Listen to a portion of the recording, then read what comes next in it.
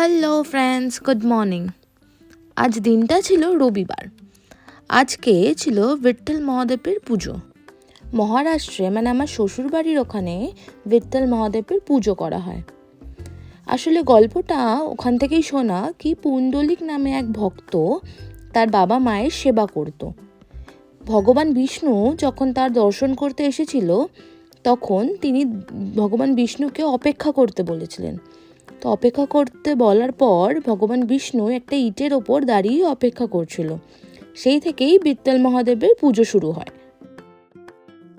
তাই সকাল সকাল সবাই স্নান করে এই সুন্দর সুন্দর খাবার তৈরি করে ঠাকুরকে নিবেদন করা হলো।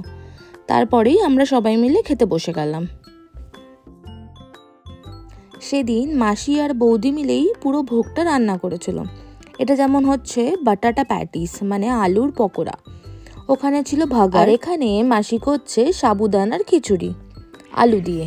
बटाटा पॅटीस, बटाटा वेफर्स, साबुदाणा बटाटा चकली, एक शेंगदाण्याची आमटी, बटाटा शेव, भगर, दही दही साखर, दही साकर, मिष्टी जो मिष्टी बोलते हैं तुम वही. ये वो पीनट का है ना? हाँ बोला ना. हाँ. शेंगदाण्याची आमटी मराठी में बोला ना. यस, शेंगदाण्याची आमटी. शेंगदाना। वो अच्छा, आप लोग वो बोलते पीनट।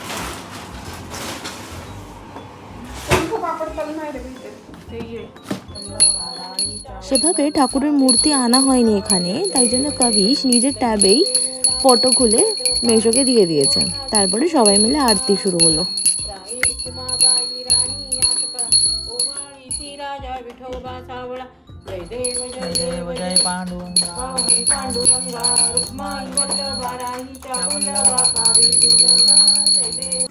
আরতি করে তারপরে যে ভোগ বানানো হয়েছিল ঠাকুরের জন্য সেটা দেওয়া হলো। মেশো কাবিশকে শিখিয়ে দিচ্ছে যে কিভাবে ভোগ নিবেদন করতে হয়। দেখুন কি সুন্দর কাবিশই করবে।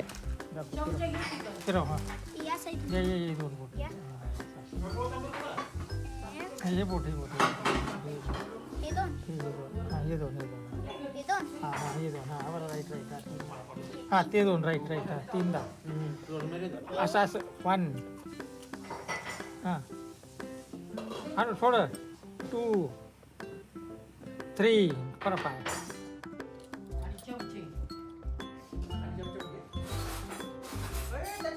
তারপরে সেম আইটেমই আজ প্রসাদ আমরা সবাই মিলে